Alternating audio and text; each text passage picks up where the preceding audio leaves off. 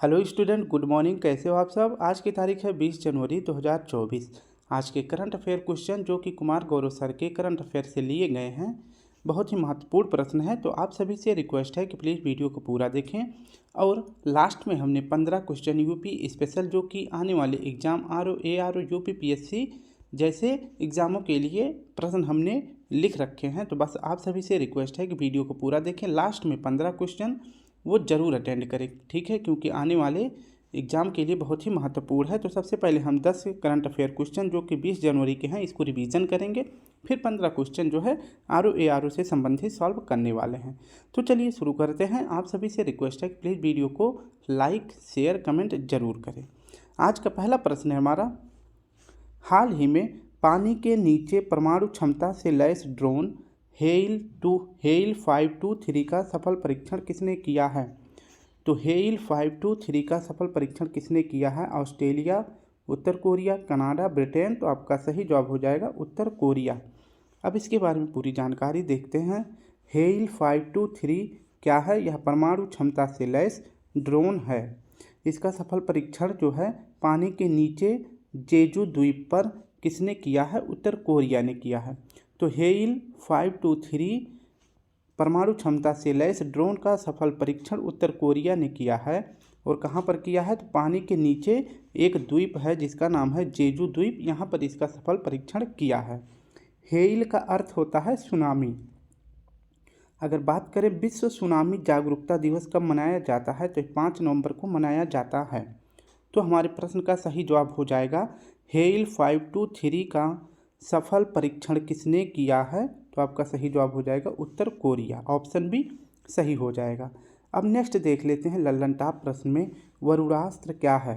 तो वरुणास्त्र जो है स्वनिर्मित हैवीवेट टारपीडो है, ठीक है। यह भारत का स्वनिर्मित हैवीवेट टारपीडो है। नेक्स्ट देख लेते हैं INS विक्रांत, यह क्या है। तो भारत का पहला स्वदेशी विमान वाहक पोत INS विक्रांत है। यह जो है 2 सितंबर 2022 को कोच्चि से लॉन्च किया गया था। गहराई नापने के लिए किस यंत्र का प्रयोग करते हैं। तो गहराई नापने के लिए फैदोमीटर का प्रयोग करते हैं, जबकि ऊंचाई नापने के लिए अल्टीमीटर का प्रयोग करते हैं। नेक्स्ट है आपका, समुद्रयान में किस पनडुब्बी का प्रयोग किया जाएगा। तो समुद्रयान में किस पनडुब्बी का प्रयोग किया जाएगा, इसका नाम है मत्स्य 6000। नेक्स्ट प्रश्न देख लेते हैं। प्रश्न है दूसरा, हाल ही में Boeing India engineering and technology centre का उद्घाटन कहाँ हुआ है। तो Boeing India engineering and technology centre का उद्घाटन कहाँ पर हुआ है, इसका सही जवाब हो जाएगा आपका ऑप्शन बी, ठीक है। कहाँ पर किया गया है, सॉरी, इसका सही जवाब हो जाएगा ऑप्शन ए बेंगलुरु में, ठीक है। ऑप्शन बी गलत है। तो इसका सही जवाब हो जाएगा Boeing India engineering and technology centre का उद्घाटन बेंगलुरु में किया गया है। अब इसकी पूरी व्याख्या देख लेते हैं। तो PM मोदी जी के द्वारा 2 योजनाओं को शुरू किया गया है। तो पहला है Boeing India engineering and technology centre, इसका उद्घाटन कहाँ पे किया गया है, बेंगलुरु में किया गया है। बोइंग इंडिया, ये जो है Boeing India engineering technology centre Bengaluru में उद्घाटन किया गया है PM मोदी के द्वारा। अगर बात करें बोइंग इंजीनियरिंग एंड टेक्नोलॉजी, ये कहाँ की कंपनी है। तो बोइंग कंपनी जो है यह USA के बाहर, यह USA की कंपनी है। और बात करें बोइंग कंपनी ने USA के बाहर सबसे बड़ा निवेश कहाँ पर किया है, तो अपने भारत के बेंगलुरु शहर में किया है। और जो है इसमें क्या किया जाएगा, तो बोइंग इंडिया इंजीनियरिंग टेक्नोलॉजी में जो है इसमें प्रयोग किया जाएगा, इसका जो है उपयोग किया जाएगा विमानन क्षेत्र में, ठीक है। यानी कि अगली पीढ़ी के विमान तैयार करना, इसलिए जो है Boeing India engineering and technology centre का उद्घाटन बेंगलुरु में किया गया है। इसमें जो है विमानन क्षेत्र में अगली पीढ़ी के विमान तैयार किए जाएंगे। ये पहला योजना है। दूसरा योजना है PM बोइंग सुकन्या कार्यक्रम, इसको भी यहीं पर शुरू किया गया है बेंगलुरु में। क्यों शुरू किया गया है, क्योंकि महिलाओं की विमानन क्षेत्र में भागीदारी बढ़ सके, इसके लिए बोइंग सुकन्या कार्यक्रम भी शुरू किया गया है बेंगलुरु में। नेक्स्ट प्रश्न देख लेते हैं। लल्लन टॉप प्रश्न है, कर्नाटक में भैंसों की दौड़ को क्या कहते हैं। तो कंबाला कहते हैं। और जो है भैंसों की दौड़ जो है कंबाला, यह पहली बार कहाँ पर सेलिब्रेट किया गया, तो यह बेंगलुरु में किया गया है। नेक्स्ट है आपका प्रसिद्ध मैसूर का प्रसिद्ध दशहरा त्यौहार क्या कहलाता है? तो मैसूर का प्रसिद्ध दशहरा त्यौहार कहलाता है नाडा हब्बा। जोग जलप्रपात किस नदी पर स्थित है? तो यह शरावती नदी पर स्थित है। नेक्स्ट है आपका कॉफ़ी का पौधा सर्वप्रथम भारत में कहाँ लाया गया? तो आपका सही जवाब हो जाएगा बाबा बुदान की पहाड़ी। यह पहाड़ी कहाँ पर है? कर्नाटक में है। तो भारत में सर्वप्रथम कॉफ़ी का पौधा कहाँ पर लाया गया था? बाबा बुदान की पहाड़ी, जो कर्नाटक में है। नेक्स्ट प्रश्न देख लेते हैं। तीसरा प्रश्न है, हाल ही में किस राज्य के स्वदेशी खजूर कच्छी खरेक को जीआई टैग मिला है? तो किस राज्य का कच्छी खरेक स्वदेशी खजूर को जीआई टैग दिया गया है? आपका सही जवाब हो जाएगा ऑप्शन सी, गुजरात को। अब इसके बारे में व्याख्या देख लेते हैं। तो जीआई टैग जो है किसके द्वारा दिया जाता है? तो वाणिज्य उद्योग मंत्रालय के द्वारा जीआई टैग प्रदान किया जाता है। वर्तमान में जो है वाणिज्य उद्योग मंत्री कौन है? तो पीयूष गोयल हैं, ये आप याद रखेंगे। और जीआई एक्ट कब आया था? तो जीआई एक्ट आया था 1999 में। और जीआई एक्ट कब लागू हुआ था? तो 2003 में। और पहली बार जीआई टैग किसे दिया गया था? तो 2004 में दार्जिलिंग की चाय को दिया गया था। और यह चाय कहाँ का है? वेस्ट बंगाल का है। ठीक है, तो यह चाय कहाँ का है? वेस्ट बंगाल का है। नेक्स्ट अभी हाल ही में जो है कच्छी खरेक, यह जो है एक खजूर है। तो कच्छी खरेक को जो है यह गुजरात का दूसरा फल है। ठीक है, इसे जीआई टैग दिया गया है। अगर बात करें कि गुजरात का दूसरा फल कौन सा है? कच्छी खरेक, इसे जीआई टैग मिला है। और पहला फल कौन सा था गुजरात का जिसे जीआई टैग मिला था? तो गिर केसर को जीआई टैग मिला था। ठीक है, तो गिर केसर ये पहला था और दूसरा हो गया आपका कच्छी खरेक, यह एक खजूर है। तो इन दोनों को जो है जीआई टैग दिया गया है। नेक्स्ट देख लेते हैं कुछ अदर राज्यों के जो है फल हैं जिन्हें जीआई टैग दिया गया है। जैसे शाही लीची, यह कहाँ का है? बिहार का है, इसे जीआई टैग मिला है। सी बकथॉर्न, इसे लद्दाख का है, इसे भी जीआई टैग मिला है। कम्बम अंगूर, यह तमिलनाडु का है, इसे भी जीआई टैग दिया गया है। कारी इसादी आम, यह कर्नाटक का है, इसे भी जीआई टैग मिला है। अब नेक्स्ट है भारत का 40वां विश्व धरोहर कौन सा है? तो यह धौलावीरा है। नेक्स्ट है आपका माटी कला महोत्सव कहाँ पर सेलिब्रेट किया जाता है? तो यह गुजरात में किया जाता है। नेक्स्ट प्रश्न है हमारा चौथा प्रश्न है, हाल ही में भारत का पहला इंडिया इनोवेशन ग्राफीन केंद्र कहाँ लॉन्च हुआ है? तो भारत का पहला इंडिया इनोवेशन ग्राफीन केंद्र कहाँ पर लॉन्च हुआ है? तो आपका सही जवाब हो जाएगा ऑप्शन ए, केरल में इसका शुभारंभ किया गया है। अब पूरी व्याख्या देख लेते हैं। IICG यानी इंडिया इनोवेशन ग्राफीन केंद्र, इसका शुभारंभ जो है केरल के कोच्चि में किया गया है। अगर बात करें कोच्चि के किस गांव में? तो मकेर गांव में इंडिया इनोवेशन ग्राफीन सेंटर का उद्घाटन किया गया है। और यह देश का पहला ग्राफीन सेंटर है, इसे आप याद रखेंगे। वो किसने शुभारंभ किया है? तो इसमें जो है शुभारंभ किया है केंद्र सरकार और केरल सरकार ने मिलकर इस अभियान को, इस इंडिया इनोवेशन ग्राफीन केंद्र को शुभारंभ किया है। और इसमें हेल्प कौन करने वाला है? तो टाटा कंपनी इसमें हेल्प करने वाली है। नेक्स्ट है आपका ग्राफीन का मतलब क्या होता है? तो ग्राफीन जो है यह ग्रेफाइट की एक परत है। ठीक है, कई लेयर ग्रेफाइट में जो है कई लेयर होती हैं, उसका एक लेयर जो होता है उसे ग्राफीन कहते हैं, जो बहुत मजबूत और हल्की होती है। ठीक है, तो ग्राफीन यह बहुत मजबूत होती है और हल्की भी होती है। अब वर्तमान समय में हुए जो है जहाज़ों को जो है ग्राफीन से बनाया जाता है। ठीक है, क्योंकि ये हल्की होती है और मजबूत भी होती है, ये आप याद रखेंगे। तो एक बार प्रश्न देख लेते हैं, इंडिया इनोवेशन ग्राफीन केंद्र कहाँ पर लॉन्च हुआ है? तो आपका सही जवाब हो जाएगा केरल के कोच्चि में। ठीक है, अगर गांव की बात करें तो मकेर गांव। अब नेक्स्ट देख लेते हैं, अरब सागर की रानी किसे कहा जाता है? तो अरब सागर की रानी कहा जाता है कोच्चि को। नेक्स्ट आपका ग्रेफाइट विद्युत का सुचालक है या कुचालक? तो आपका सही जवाब हो जाएगा ग्रेफाइट विद्युत का सुचालक है। नेक्स्ट आपका हीरा जो है विद्युत का कुचालक है, तो हीरा विद्युत का कुचालक है। नेक्स्ट है आपका हीरे का चमकना किसका उदाहरण है? तो हीरे का चमकना पूर्ण आंतरिक परावर्तन का उदाहरण है, ये आप याद रखेंगे। नेक्स्ट प्रश्न है, बाजरे का उत्कृष्टता केंद्र भारत में कहाँ शुरू हुआ है? तो बाजरे का उत्कृष्टता केंद्र कहाँ शुरू हुआ है? तो आपका सही जवाब हो जाएगा हैदराबाद में। ठीक है, इसके बाद अगर बात करें 2023 को जो है मोटे अनाजों का वर्ष घोषित किया गया है। ठीक है, तो मोटे अनाजों का वर्ष किसे घोषित किया गया है? 2023 को। अगर बात करें 2024 को, क्या किस किसका वर्ष घोषित किया गया है? तो कैमलेट्स यानी ऊँटों का वर्ष 2024 घोषित किया गया है। नेक्स्ट प्रश्न है हमारा 5वां प्रश्न है, हाल ही में सशस्त्र सीमा बल का महानिदेशक किसे नियुक्त किया गया है? तो एसएसबी यानी सशस्त्र सीमा बल का महानिदेशक किसे नियुक्त किया गया है?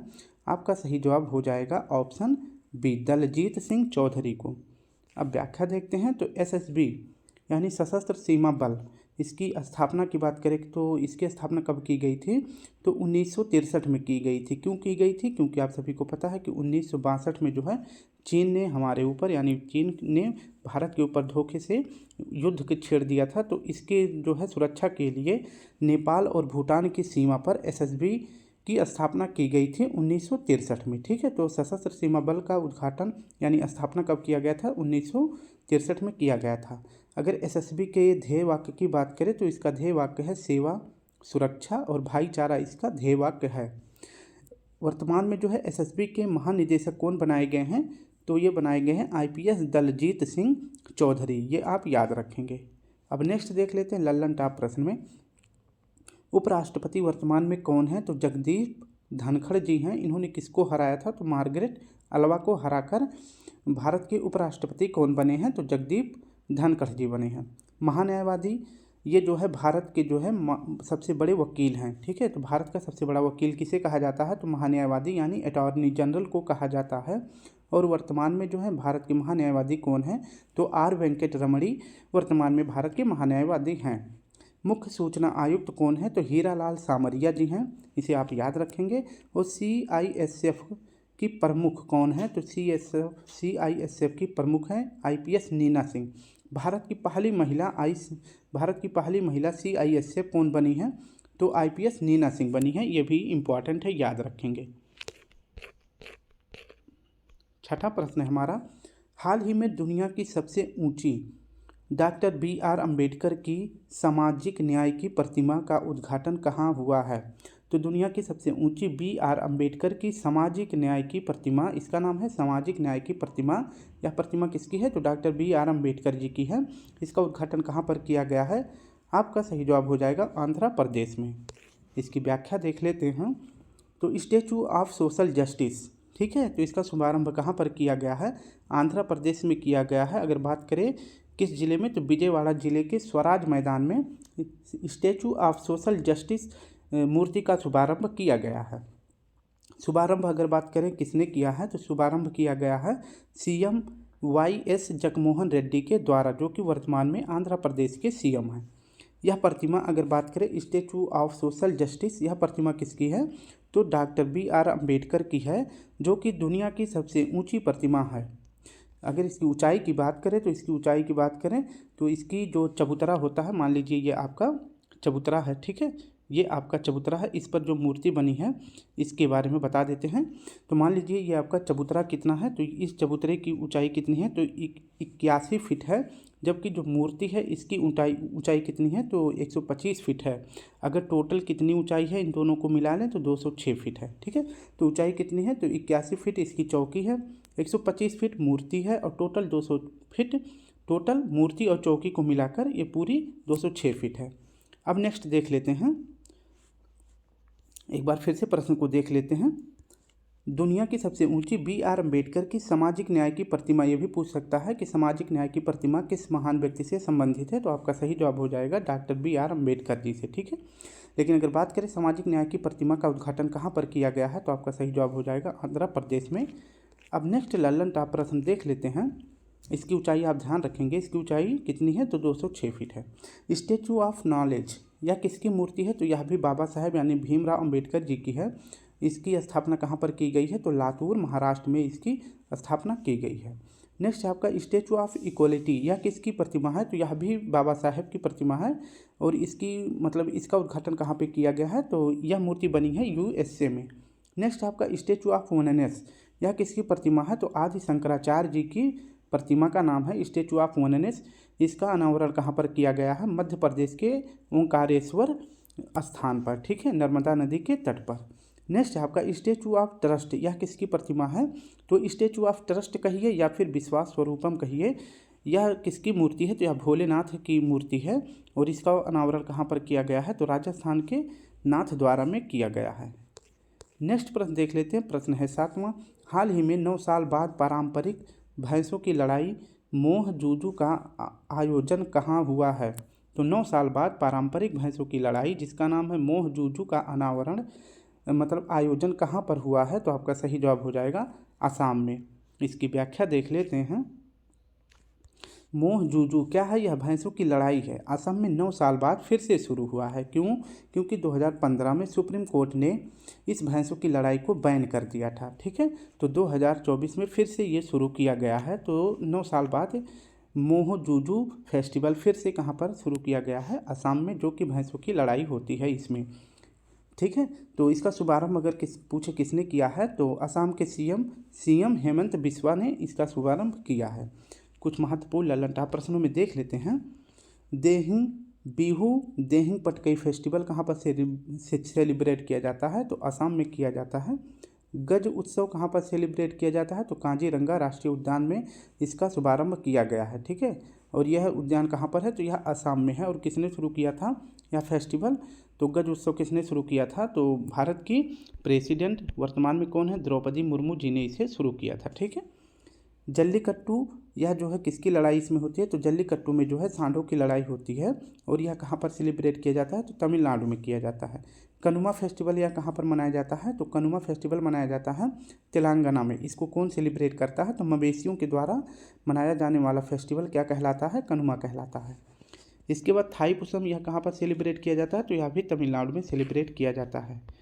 नेक्स्ट है गुब्बारा फेस्टिवल, यह कहाँ पर सेलिब्रेट किया जाता है? तो ये भी तमिलनाडु में किया जाता है। नेक्स्ट प्रश्न देख लेते हैं। प्रश्न है 8वां।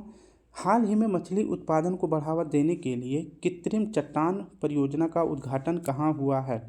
तो मछली के उत्पादन को बढ़ावा देने के लिए कृत्रिम चट्टान परियोजना का उद्घाटन कहाँ पर किया गया है? आपका सही जवाब हो जाएगा ऑप्शन सी, केरल में।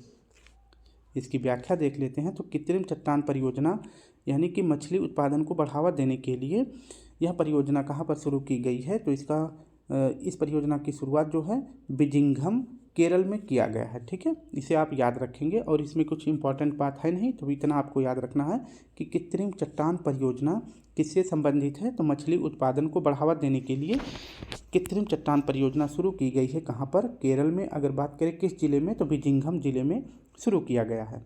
अब नेक्स्ट ललन टॉप प्रश्न में देख लेते हैं। चट्टानों के अध्ययन को क्या कहते हैं? तो चट्टानों के अध्ययन को पेट्रोलॉजी कहते हैं। नेक्स्ट है ज्वालामुखी क्रिया से कौन सी चट्टान का निर्माण होता है? तो आग्नेय चट्टान का निर्माण होता है। नेक्स्ट है आपका मिट्टी के अध्ययन को क्या कहते हैं? तो मिट्टी के अध्ययन को कहते हैं पेडोलॉजी। और प्राथमिक चट्टान किसे कहा जाता है? तो आग्नेय चट्टान को कहा जाता है प्राथमिक चट्टान। इसके अंतर्गत ग्रेनाइट, बेसाल्ट, रायोलाइट ये सभी जो है चट्टानें आती हैं आग्नेय चट्टान के अंतर्गत। परतदार चट्टान कौन सी है? तो परतदार चट्टान को अवसादी चट्टान कहते हैं। और अवसादी चट्टान में सर्वाधिक जीवाश्म पाए जाते हैं। नेक्स्ट आपका ग्रेनाइट का रूपांतरित रूप क्या है? तो ग्रेनाइट का रूपांतरित रूप है नीस। और अगर बात करें नीस का रूपांतरित रूप क्या है? तो नीस का रूपांतरित रूप है शिस्ट। नेक्स्ट प्रश्न देख लेते हैं। प्रश्न है 9वां। हाल ही में संसद सदस्य स्थानीय क्षेत्र विकास योजना के प्रशासन के लिए कौन सा ऐप लॉन्च किया गया है? तो संसद सदस्य स्थानीय क्षेत्र विकास योजना के प्रशासन के लिए कौन सा ऐप लॉन्च किया गया है? तो आपका सही जवाब हो जाएगा option A, Sakshi app launch किया गया है। ठीक है, अब इसके बारे में पूरी व्याख्या देख लेते हैं।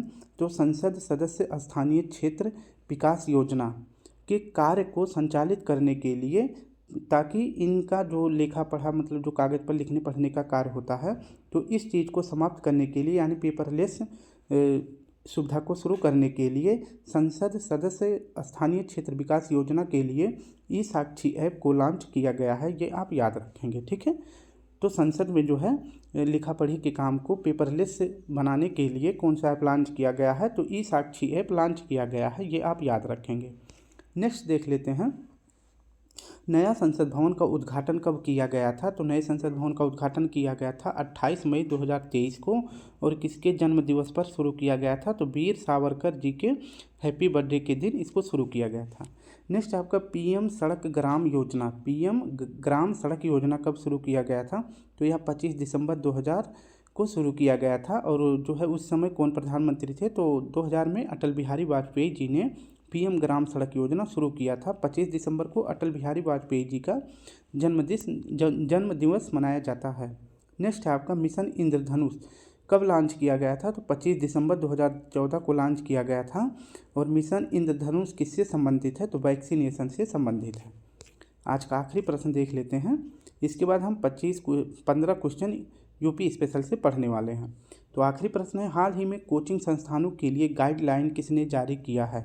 तो कोचिंग संस्थानों के लिए गाइडलाइन किसने जारी किया है? तो आपका सही जवाब हो जाएगा ऑप्शन सी, शिक्षा मंत्रालय ने। अब इसमें क्या बात कही गई है इसको देख लेते हैं। तो मिनिस्ट्री ऑफ एजुकेशन ने गाइडलाइन जारी करी है किसके लिए? कोचिंग सेंटरों के लिए। और क्यों जारी किया है इसको देख लेते हैं। तो 16 वर्ष से कम उम्र के बच्चों को कोचिंग इनरोलमेंट यानी कि कोचिंग में नामांकन नहीं मिलेगा। जो बच्चे 16 साल से कम होंगे उनको कोचिंग में जो है उनका एडमिशन नहीं होगा। और नेक्स्ट है आपका कोचिंग सेंटर में जो है भ्रामक वादा नहीं किया जाएगा कि हम बच्चों को जो है पास करा देंगे या फिर इनको जो है गारंटी है कि इनका 100 में से 100 नंबर आएगा। इस प्रकार से कोई भी या बच्चों को जो है ये नहीं कह सकते कि हमारे यहाँ पे एडमिशन कराओगे तो सिलेक्शन पक्का हो जाएगा, इस तरह से। और नेक्स्ट आपका कोचिंग सेंटर जो है गारंटी भी नहीं देगा कि हम जो है पक्का इनको जॉब दिला देंगे या जो है इस वैकेंसी में, आने वाली वैकेंसी में इसको हमारी तरफ से नौकरी मिल जाएगी। नेक्स्ट आपका अपराध दोषी टीचर जो है कोचिंग में नहीं पढ़ाएगा। अगर किसी टीचर के ऊपर कोई आपराधिक केस लगा हुआ है तो वह जो है कोचिंग में नहीं पढ़ा सकता है। नेक्स्ट क्या है कि टीचर की योग्यता क्या होनी चाहिए? तो मिनिमम जो है टीचर जो है स्नातक पास होना चाहिए। ये सभी गाइडलाइंस जो है कोचिंग सेंटर के लिए जारी किया है किसने? शिक्षा मंत्रालय ने। तो थैंक यू स्टूडेंट पूरा ये करंट अफेयर क्वेश्चन देखने के लिए। अब हम शुरू करते हैं आज के अपने ARO, यूपीपीएससी और यूपी पुलिस जैसे करंट अफेयर जो कि यूपी स्पेशल से संबंधित है। तो चलिए शुरू करते हैं, जल्दी जल्दी रिवीजन कर लेते हैं। तो आपका पहला प्रश्न है, उत्तर प्रदेश में 100 दिवसीय यूपी ग्लोबल सिटी अभियान कितने नगर निकायों में शुरू किया गया है? तो उत्तर प्रदेश में 100 दिवसीय यूपी ग्लोबल सिटी अभियान कितने नगर निकायों में शुरू किया गया है? तो आपका सही जवाब हो जाएगा 762। नेक्स्ट प्रश्न है, उत्तर प्रदेश के कौन से रेलवे के किस खंड को सबसे लंबा पूर्ण स्वचालित ब्लॉक सिग्नल खंड घोषित किया गया है? आपका सही जवाब हो जाएगा गाजियाबाद। नेक्स्ट प्रश्न है, उत्तर प्रदेश के कौन से रेलवे स्टेशन को राइट ईट स्टेशन का प्रमाणन पत्र दिया गया है? तो आपका सही जवाब हो जाएगा वाराणसी कैंट को। नेक्स्ट प्रश्न है, MV गंगा विलास रिवर क्रूज की यात्रा कुल कितने किलोमीटर की है? तो MV गंगा विलास यह कहाँ से कहाँ तक दूरी तय करने वाला है? तो वाराणसी से डिब्रूगढ़ तक, ठीक है। तो डिब्रूगढ़ यह असम में है, वाराणसी जो है उत्तर प्रदेश में है, ठीक है। तो ये इसमें पूछा जा रहा है कि इन दोनों क्षेत्रों के बीच की टोटल दूरी कितनी है? तो 3200 किलोमीटर है। और इस दूरी को तय करने के लिए कितना दिन लगने वाला है? तो 51 दिन लगेगा, ठीक है। तो आप याद रखेंगे MV गंगा विलास रिवर क्रूज की यात्रा कुल कितने किलोमीटर की है? तो 3200 किलोमीटर की है। नेक्स्ट प्रश्न है आपका, उत्तर प्रदेश द्वारा किस जिले में साबरमती के तर्ज पर ग्रीन फील्ड टाउनशिप का निर्माण किया जा रहा है? तो उत्तर प्रदेश के किस जिले में साबरमती के तर्ज पर ग्रीन फील्ड टाउनशिप का निर्माण किया जा रहा है? तो आपका सही जवाब हो जाएगा अयोध्या। नेक्स्ट प्रश्न है, नई शिक्षा नीति 2020 के तहत उत्तर प्रदेश में शहरी क्षेत्र में निजी विद्यालय खोलने के लिए कितनी जमीन होना आवश्यक है? तो शहरी क्षेत्र में निजी विद्यालय खोलने के लिए नई शिक्षा नीति 2020 के तहत कितनी ज़मीन होनी चाहिए? तो 3,000 वर्ग किलोमीटर की ज़मीन होनी चाहिए, तभी आप जो है शहरी क्षेत्र में निजी विद्यालय खोल सकते हैं। नेक्स्ट है आपका, उत्तर प्रदेश सरकार द्वारा किस राज्य की तर्ज पर खेती का सर्वे कराया जाएगा? तो उत्तर प्रदेश में किस राज्य सरकार की तर्ज पर खेती का सर्वे कराया जाएगा? तो कर्नाटक के। नेक्स्ट है आपका, उत्तर प्रदेश के किस जिले में हिमालय पर पाया जाने वाला सफ़ेद गिद्ध पाया गया है? तो उत्तर प्रदेश के किस जिले में हिमालय पर पाए जाने वाला सफ़ेद गिद्ध भी पाया गया है? तो कहाँ पर पाया गया है? तो यह कानपुर में पाया गया है। 9वां प्रश्न है, उत्तर प्रदेश के दानिश खान ने इंडिया ओपन शूटिंग चैंपियनशिप में कौन सा पदक जीता है? तो उत्तर प्रदेश के दानिश खान ने इंडिया ओपन शूटिंग चैंपियनशिप में कौन सा पदक जीता है? आपका सही जवाब हो जाएगा स्वर्ण पदक। 10वां प्रश्न है, उत्तर प्रदेश के अति संवेदनशील जिलों में क्लाइमेट स्मार्ट ग्राम पंचायत योजना विकसित की जा रही है? तो उत्तर प्रदेश के कितने अति संवेदनशील जिलों में क्लाइमेट स्मार्ट ग्राम पंचायत योजना विकसित की जा रही है, तो 27 अति संवेदनशील जिलों में शुरू की जा रही है। 11वां प्रश्न है, उत्तर प्रदेश के किस जिले को फसाई द्वारा 5 स्टार रेटिंग प्रदान की गई है? तो उत्तर प्रदेश के किस जिले को, किस जेल को फसाई द्वारा 5 स्टार रेटिंग दिया गया है? तो आपका सही जवाब हो जाएगा बुलंदशहर और फर्रुखाबाद जेल को। 12वां प्रश्न है, उत्तर प्रदेश के किस मंडल में सबसे अधिक सोलर रेडिएशन पाया जाता है? तो उत्तर प्रदेश के किस मंडल में सबसे अधिक सोलर रेडिएशन पाया जाता है? तो झांसी मंडल में। नेक्स्ट प्रश्न है आपका, उत्तर प्रदेश के किस जिले की लोकगीत टीम को 26वें राष्ट्रीय युवा उत्सव 2023 में प्रथम पुरस्कार मिला है? तो आपका सही जवाब हो जाएगा महोबा। 14वां प्रश्न है, अमृत भारत स्टेशन योजना के तहत उत्तर प्रदेश के किन रेलवे मंडलों के स्टेशनों को शामिल किया गया है? तो अमृत भारत स्टेशन योजना के तहत उत्तर प्रदेश के 3 रेलवे स्टेशनों को शामिल किया गया है। इसमें प्रयागराज मंडल, झांसी मंडल और आगरा मंडल है। आज का लास्ट प्रश्न है, उत्तर प्रदेश के कितने जिलों को ब्रांड एम्बेसडर जनपद के तौर पर विकसित किया जा रहा है? तो यह है 34। आपको याद रखना है, उत्तर प्रदेश के कितने जिलों को ब्रांड एम्बेसडर जनपद के तौर पर विकसित किया जा रहा है? तो 34 ब्रांड एम्बेसडर जनपद के तौर पर विकसित किया जा रहा है। ठीक है, तो 34 जिले को याद रखेंगे। तो स्टूडेंट, इस प्रकार से हमने 10 करंट अफेयर क्वेश्चन, उसके साथ लल्लन टॉप प्रश्न और बाकी के 15 special UP current affair solve कर लिया है। तो आप सभी से रिक्वेस्ट है, वीडियो प्लीज़ लाइक करें, शेयर करें। अगर आप सभी को इसका PDF चाहिए तो मैं इस वीडियो के कमेंट बॉक्स के नीचे अपना टेलीग्राम लिंक दे दूंगा, आप वहां से इसका PDF डाउनलोड कर लेंगे। ठीक है, तो चलिए कल फिर मिलते हैं, तब तक के लिए आप सभी को प्यारा सा जय हिंद, जय भारत।